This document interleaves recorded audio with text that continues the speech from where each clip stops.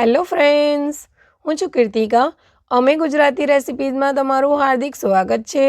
આજે આપણે રવા કેક બનાવીશું, એટલે કે સૂજીની કેક. આ કેક ખૂબ ટેસ્ટી અને એકદમ સ્પોન્જી બને છે. અને આ કેક બનાવવું એકદમ સરળ છે.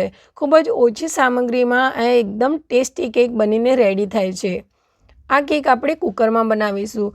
અહીંયા તમારી પાસે જો ઓવન નહીં હોય તો પણ તમે આ કેકને ઇઝીલી બનાવી શકશો. અને મેંદાનો પણ અહીંયા ઉપયોગ નથી કરતા. જો રેસીપી ગમે તો લાઈક કરજો, ચેનલ પર નવા હોય તો ચેનલને સબસ્ક્રાઈબ કરજો. અને હા, કમેન્ટ કરીને જરૂરથી જણાવો કે તમને મારી રેસીપી કેવી લાગે છે. તમારી કમેન્ટથી મને ખૂબ જ મોટિવેશન મળે છે આગળ આવા નવા વિડીયો લાવવા માટે. તો ચાલો શરૂઆત કરીએ. સૌથી પહેલાં આપણે એક આ રીતે મિક્સરનો જાર લઈશું. તેની અંદર આપણે 1 કપ જેટલી સોજી એડ કરીશું. તો અહીંયા નોર્મલ જે સોજી મોટી આવે છે તે જ મેં લીધી છે. આ સોજી મેં મેઝરમેન્ટના કપથી 1 કપ ભરીને લીધી છે. હવે આને આપણે ગ્રાઇન્ડ કરવાની છે અને ગ્રાઇન્ડ આપણે એકદમ બારીક કરવાનું છે. એટલે કે જે લોટ હોય તેના ફોર્મમાં થાય તેટલું કરી લેવાનું છે. તો આને તમે કરતા હોય ત્યારે તમારે થોડુંક તમે એને ચલાવો મિક્સરને, પછી મિક્સ કરવાનું. અને આ રીતે તમારે 3 થી 4 વાર પ્રોસેસ કરશો તો એકદમ ઇઝીલી આ રીતનો પાવડર થઈ જશે. હવે આને આપણે એક બાઉલમાં નીકાળી લઈએ. તો અહીંયા મેં એક બાઉલ લીધો છે અને તેની અંદર આપણે આ બધી સોજી એડ કરી લઈશું. હવે આપણે અડધા કપ જેટલી દળેલી ખાંડ એડ કરીશું. તો અહીંયા મેં એ જ કપ લીધો છે અને તેનું અડધું માપ લઈને અડધા કપ જેટલી ખાંડ લીધી છે. ખાંડને મેં દળીને રાખેલી હતી. હવે 1 ટીસ્પૂન જેટલો બેકિંગ પાવડર લીધેલો છે અને અડધી ટીસ્પૂન જેટલો બેકિંગ સોડા. બેકિંગ પાવડર આપણે 1 ટીસ્પૂન લેવાનો અને અડધી ટીસ્પૂન બેકિંગ સોડા. સોડા બી તમારે મેઝર કરીને જ લેવાનો છે, જેથી બધું જ માપ છે તે એકદમ પરફેક્ટ આવે. હવે આ બધી વસ્તુને આપણે એકવાર સારી રીતે મિક્સ કરવાની છે. અહીંયા અંદર કોઈ પણ ગાંઠા ના રહે એ રીતે આપણે એને મિક્સ કરી લઈશું. તો એકદમ સારી રીતે મિક્સ થઈ ગયેલું છે. હવે આપણે તેલ એડ કરવાનું છે. તો અહીંયા તેલ છે તે આપણે 1/4 કપ જેટલું, એટલે કે 5 ટેબલ સ્પૂન જેટલું તેલ લેવાનું છે. તો અહીંયા હું તમને કપના મેઝરમેન્ટથી જ બતાવી રહી છું કે મેં લાસ્ટમાં તમે જોઈ શકો છો કે 1/4 કપ જેટલું લીધેલું છે, એટલે કે 5 ટેબલ સ્પૂન જેટલું તેલ લીધું છે. તેલ તમે કોઈ પણ કુકિંગ ઓઇલ લઈ શકો છો. હવે આપણે અડધા કપ જેટલું દૂધ લેવાનું છે. તો દૂધ અહીંયા હું અડધો કપ એડ કરી લઈશ, કારણ કે આ કેક હું ઘણીવાર બનાવું છું, એટલે આ એકદમ પરફેક્ટ માપ છે.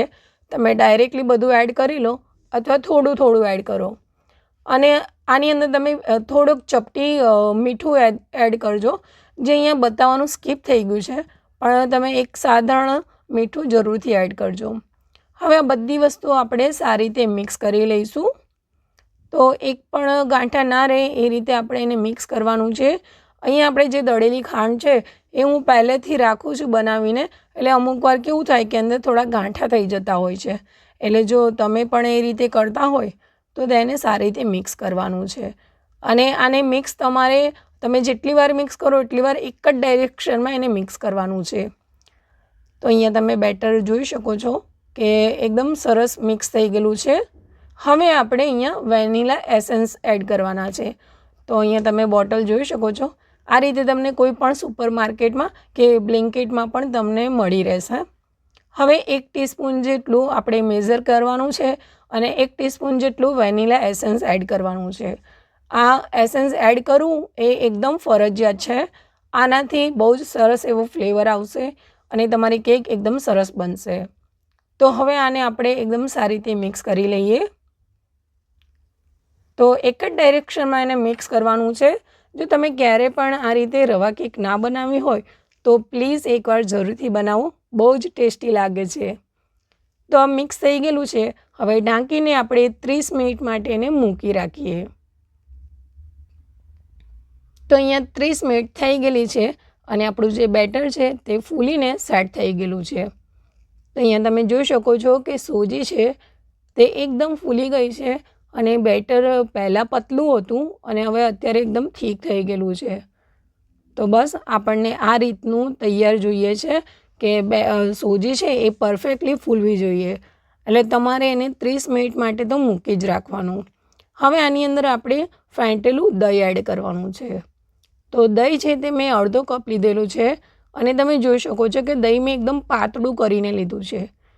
તો અહીંયા તમારે દહીં એડ કરો તે દહીં મોડું લેવાનું છે અને એકદમ થીક નથી લેવાનું. તમે થોડું દહીં લો, એની અંદર પાણી એડ કરો અને એને એકદમ ફેંટી લો અને પછી મેઝર કરો અડધા કપનું અને પછી તમે લો. કારણ કે એકદમ ફેંટીને તમે લીધેલું હશે અને પાણી એડ કરીને તો પતલું સરસ એવું તમારું જે દહીં છે તે રેડી થશે. તો બસ તેને પણ આપણે એડ કરવાનું છે અને એક જ ડાયરેક્શનમાં મિક્સ કરી લેવાનું. તો હવે આ બેટર તો મિક્સ થઈ ગયેલું છે પણ હજી મને થોડુંક આ થીક લાગે છે. તો હું અહીંયા 2 ટેબલસ્પૂન જેટલું દૂધ એડ કરી રહી છું, જેનાથી આપણું બેટર એકદમ પરફેક્ટ થાય. તો અહીંયા બેટર તમે જોઈ શકો છો. આપણે જે ઢોકળા બનાવતા હોઈએ ત્યારે બેટર કેવું રાખીએ છીએ, બસ આ બેટર એવું જ રાખવાનું છે. તો અહીંયા મેં પાછળથી જે 2 ટેબલસ્પૂન જેટલું દૂધ એડ કર્યું છે એટલે એનાથી આપણું બેટર કમ્પ્લીટલી રેડી છે. હવે આપણે જે બેક કરવા માટે કુકર લેવાના છે. તો મેં અહીંયા મોટું કુકર લીધું છે અને તેની અંદર આપણે મેં મીઠું એડ કર્યું છે. તો આ ફર્સ્ટ ટાઈમ યુઝ કરવાનું છે મીઠું. મેં પહેલાં પણ જે યુઝ કર્યું હતું મેં ઘણીવાર બહુ યુઝ કર્યું એટલે બ્લેક થઈ ગયું એટલે ફેંકી દીધું. તો આ મીઠું છે તમે વારે ઘડી યુઝ કરી શકો છો. હવે આની અંદર આપણે આવું નાનું સ્ટેન્ડ મૂકવાનું અને હવે ગેસની ફ્લેમ ઓન કરી લઈએ. તો ગેસની ફ્લેમ ઓન કરીને એને મીડિયમ ફ્લેમ રાખવાની છે અને ઉપરથી આપણે ઢાંકણું લગાવવાનું. તો ઢાંકણું આપણે રિંગ સાથે લગાવવાનું છે અને સીટી નથી ભરાવાની. જો અહીંયા તમારે કુકરમાં ના બનાવવું હોય તો તમે કઢાઈમાં પણ મીઠું એડ કરો, પછી સ્ટેન્ડ મૂકો અને ઉપર કોઈ પણ જે ભારે વાસણ હોય ને તેવું ઢાંકવા માટે રાખો અને તેને પણ આ રીતે પ્રીહીટ કરો. તો 10 મિનિટ પ્રીહીટ કરવાનું. હવે ત્યાં સુધી આપણે જે કેક માટેનું જે ટ્રે હોય તો તેને આપણે ગ્રીસ કરવાનું છે. તો અહીંયા મેં કેક માટેનું આવું ટ્રે લીધું છે, મારી પાસે છે. તો તમે જોઈ શકો છો કે મેં આ કઈ રીતનું લીધેલું છે. તમે કોઈ પણ ડબ્બો હોય તો એની અંદર પણ તમે કરી શકો. હવે તેલથી એકદમ સારી રીતે ગ્રીસ કરવાનું છે. જો તમારી પાસે બટર પેપર હોય તો તમે બટર પેપરનો પણ ઉપયોગ કરી શકો છો. પણ અહીંયા હું એકદમ સારી રીતે તેલ લગાવીશ. અહીંયા હું બટર પેપર નથી બતાવી રહી કારણ કે તમે જો બટર પેપર ના હોય તો તમે કઈ રીતે બનાવો તે અહીંયા હું તમને બતાવી રહી છું. હવે આપણે મેંદો લેવાના છે. તો અહીંયા મેં ચાળણી મૂકી છે ને એની અંદર આપણે 1-2 ચમચી જેટલો મેંદો લઈશું અને જે મોલ્ડ છે તેને એકદમ સારી રીતે ડસ્ટિંગ કરી લઈશું.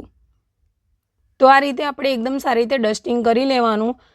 એક કોટિંગ થઈ જવું જોઈએ મેંદાનું, જેનાથી શું થશે કે આપણું જે કેક છે તે બેક થયા પછી ઠંડી થશે તો ઇઝીલી એની રીતે મોલ્ડ નીકળી જશે અને તમારે કંઈ કરવાની જરૂર નહીં પડે. તો અહીંયા તમે જોઈ શકો છો કે એકદમ સરસ એવું લેયર થઈ ગયું છે. તો આપણું આ કેકનું મોલ્ડ પણ રેડી છે. આ બધી વસ્તુ આપણે 30 મિનિટ જ્યારે બેટરને થઈ જાય પછી કરવાની રહેશે. તો અહીંયા મેં આ કરી લીધેલું છે. હવે અહીંયા મેં તૂટી ફૂટી લીધી છે. તો તમને જો આ ટોટલી ઓપ્શનલ છે, જરૂર હોય તો નાખો, ના હોય તો કંઈ વાંધો નહીં. હવે તૂટી ફૂટી ઉપર આપણે થોડોક મેંદો એડ કરીશું.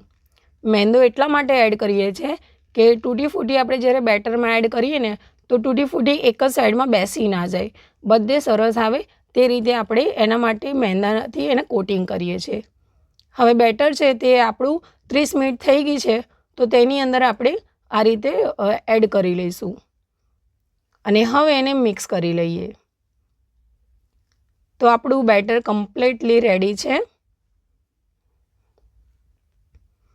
એકવાર સારી રીતે મિક્સ કરી લેવાનું છે. તો ખૂબ જ હલકા તેને મિક્સ કરવાનું કારણ કે આપણે એની અંદર તૂટી ફૂટી એડ કરી લીધેલી છે.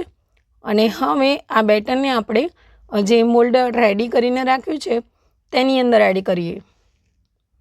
તો અહીંયા બધું જ બેટર હું એડ કરી લઈશ. તો આ રીતે આપણે એકદમ હલકા હાથે બધું જ બેટર એડ કરી લેવાનું છે. અને અહીંયા તમને એક ખાસ વાત કે આ બેટર છે તેને તમે ડેપ નહીં કરતા. મારાથી ભૂલથી ડેપ થઈ ગયો છે. એનાથી શું થાય કે તૂટી ફૂટી છે ને એ અમુક બેસી જાય પછી, પણ આવું નહીં કરતા. જો તમે તૂટી ફૂટી ના નાખી હોય ને તો ચોક્કસથી કરજો, તો કોઈ પણ જગ્યાએ એર હોય ને તો નીકળી જાય. હવે એને આપણે બેક કરવા મૂકીએ. તો કુકર છે તેને ઢાંકણું ખોલી દઈએ અને આ બહુ જ ગરમ છે, કારણ કે એને આપણે 10 મિનિટ પ્રીહીટ કર્યું છે. હવે જે આપણે બેટર રાખ્યું છે ટેનમાં, તેને આ રીતે મૂકી દેવાનું છે. અને અહીંયા તમારે બહુ જ ધ્યાન રાખવાનું છે, કારણ કે આ બહુ જ કુકર ગરમ છે. તમે બળો નહીં, તેનું ખાસ ધ્યાન રાખવાનું. હવે ઢાંકણાની જે રિંગ છે તેને રહેવા જ દેવાની છે અને ઢાંકણું આપણે બંધ કરી લઈશું. તો કપડાની મદદથી એને બંધ કરવું અને હવે આપણે સ્લો ફ્લેમ ઉપર આને લગભગ 40થી 45 મિનિટ સુધી બેક કરવાનું છે. તો અહીંયા આપણે 30થી 35 મિનિટ થાય એટલે એકવાર ચેક કરવાનું અને પછી જરૂર લાગે એમ તમારે 5-10 મિનિટ વધારી લેવાની. તો ગેસની ફ્લેમ તમે જોઈ શકો છો કે એકદમ સ્લો છે, એટલે તમે બસ આ રીતના ફ્લેમ ઉપર તમારે કરવાનું છે. થોડુંક પેશન્સ રાખવાનું, એને વચ્ચે ક્યારે બી નહીં ખોલવાનું. 30 મિનિટ થાય ત્યારે તમે એને ખોલો, ત્યાં સુધી આ રીતે જ એને થવા દો. તો અહીંયા લગભગ 40થી 45 મિનિટ જેટલો ટાઈમ થઈ ગયેલો છે. મેં પહેલાં એકવાર ચેક કરી લીધેલું હતું, તો થોડુંક જરૂર લાગી તો મેં ફરીથી રાખ્યું હતું. તો અહીંયા હું કેક તમને બતાવી રહી છું ફરીથી ચેક કરીને. તો આ જે મેં સળીથી ચેક કર્યું છે તો સળી છે એકદમ ક્લીન આવે છે. તો આ રીતે આપણે ચેક કરવાનું અને જો ચોંટે તમને બેટર તો તમારે એને થોડુંક 5-1 મિનિટ કે 10 મિનિટ થવા દેવાનું. હવે ગેસ બંધ કરી લઈશું અને આ કેકને આપણે બહાર નીકાળી લઈશું. બહુ ધ્યાનથી નીકાળવાનું, નહીં તો અહીંયા આપણે જે કુકર છે એકદમ ગરમ છે એટલે દજાય નહીં. તો એક પ્લેટમાં આપણે આને આ રીતે નીકાળીને લઈ લીધેલું છે. તો હવે આ કેક છે તેને આપણે એક સ્ટેન્ડ ઉપર મૂકીશું, જેનાથી સારી રીતે તે ઠંડુ થઈ જાય. અને તમે જોઈ શકો છો કે કુકરમાં બનાવેલી છે કેક પણ લાગતી જ નથી કે આપણે કુકરમાં બનાવી હોય. જ્યારે આપણે ઓવનમાં એને બેક કર્યું હોય ને તેટલી સરસ આ કેક બને છે. તો બસ હવે આ સ્ટેન્ડ ઉપર મૂકીશું અને પંખા નીચે અને આપણે 10 મિનિટ માટે ઠંડુ થવા દઈશું. જેમ આ ઠંડી થશે એમ એની જે આજુબાજુની કોર છે એ ઓટોમેટિકલી છૂટી પડી જશે. હવે અહીંયા હું તમને કુકર પણ બતાવવા માગું છું કે અહીંયા જો જે સ્ટેન્ડ છે ને એ આપણે સ્ટીલનું હોય એટલે થોડુંક બ્લેક થાય એટલે ઘસવાથી ક્લીન થઈ જાય છે. પણ જે કુકર છે એક સહેજ પણ દાઝતું નથી, મતલબ કે બ્લેક થતું નથી અંદરથી. તમે જોઈ શકો છો કે કોઈ કહે જ નહીં કે આની અંદર આપણે આટલો ટાઈમ બેક કર્યું છે. તો તમે ઇઝીલી બનાવો ટેન્શન વગર, બહુ સરસ કેક બનશે. હવે અહીંયા કેક પણ આપણી એકદમ સરસ રીતે ઠંડી થઈ ગયેલી છે અને તમે જોઈ શકો કે આજુબાજુની જે કિનારી છે રાઉન્ડમાં તે પણ નીકળી ગયેલી છે. હવે થોડુંક એને આ રીતે ડેપ કરવાનું અને પછી આપણે નીકાળી લઈશું. તો ઊંધું કરીને પાછળ થોડુંક આ રીતે હાથ તમે મારો એટલે એ ઇઝીલી નીકળી જશે. તો બહુ સરસ આ કેક બને છે. પહેલી જ વારમાં તમે પરફેક્ટ બનાવશો 100%. તો હવે આને આ રીતે ઊંધી કરી લેવાની અને પછી નીકાળી લેવાની. તો એકદમ ઇઝીલી આ મોલ્ડમાંથી અલગ થઈ જશે. તો ઉપરથી થોડુંક લીલા જેવું હોય, કેમ કે નીચે થોડુંક પાણી જેવું થાય એટલે આને આપણે ઊંધી રાખીને થોડીક વાર 5-1 મિનિટ પંખા નીચે રાખવાનું, તો એકદમ ડ્રાય થઈ જશે. તો હવે ડ્રાય થઈ ગયેલું છે અને આની ઉપર જે મેંદો ચોંટ્યો હોય તેને આપણે નીકાળી લેવાનો છે. તો થોડો ઘણો મેંદો ચોંટે, કારણ કે આપણે આ રીતે મેંદાનું ડસ્ટિંગ કર્યું હતું. પણ જો તમે બટર પેપર લગાવી હોય તો એની કોઈ જરૂર જ નથી પડતી. તો હવે આ એકદમ સરસ એવું ક્લીન થઈ ગયું છે અને આપણી આ સૂજીની કેક એટલે કે રવા કેક રેડી છે. તમે જોઈ શકો છો કે એકદમ સરસ એવી આપણી કેક બેક થઈ છે અને કોઈક ના કહી શકે કે આપણે ઓવનમાં બનાવી છે. તો તમે આ કેક છે એ બર્થડેમાં પણ બનાવી શકો છો. આ રીતે તમે બેઝ તરીકે સ્પોન્જ બનાવો અને ઉપરથી તમે આને ડેકોરેટ કરીને બર્થડેમાં કે એનિવર્સરીમાં કોઈ પણ માટે તમે આ રીતે કેક બનાવી શકો છો. હવે એને કટ કરીએ તો તમે જોઈ શકો છો કે કેટલી સ્પોન્જી કેક છે કે કટ કરું છું તો તમને ફીલ થતું જશે કે આ કેટલી સરસ એવી એકદમ સ્પોન્જી બની છે. હવે અહીંયા હું ટુકડા કરી લઉં છું. તમને જે રીતે કટિંગ કરવી હોય એ પ્રમાણે તમે એને કટ લગાવી દો. તો આ કેક ખરેખર બહુ જ સરસ બને છે. જો તમે ક્યારેય પણ કેક બનાવી ના હોય, ફર્સ્ટ ટાઈમ તમે બનાવતા હોય તો પણ કોઈ પણ ચિંતા કર્યા વગર તમે વિડીયોને જોતા રહો અને આ કેકને બનાવો. એકદમ પરફેક્ટ બનશે અને 100% તમે મને કમેન્ટમાં જણાવશો કે મારી કેક પણ બહુ સરસ બની હતી. અને જો ટ્રાય કરો તો પ્લીઝ મને કમેન્ટમાં જરૂરથી જણાવો. તમારી કમેન્ટથી મને મોટિવેશન મળે છે આવા અવનવી રેસીપી લાવવા માટે. મારી રેસીપી જો તમને પસંદ આવી હોય તો લાઈક કરો, શેર કરો અને ચેનલને સબસ્ક્રાઈબ કરજો. અને બાજુમાં જે બેલ આઇકન છે તેને પણ ક્લિક કરજો, જેથી મારા આવનાર દરેક વિડીયોની નોટિફિકેશન તમને મળતી રહે. ફરીથી મળીશું એક નવી ગુજરાતી રેસીપી સાથે. ત્યાં સુધી આવજો. Thank you for watching.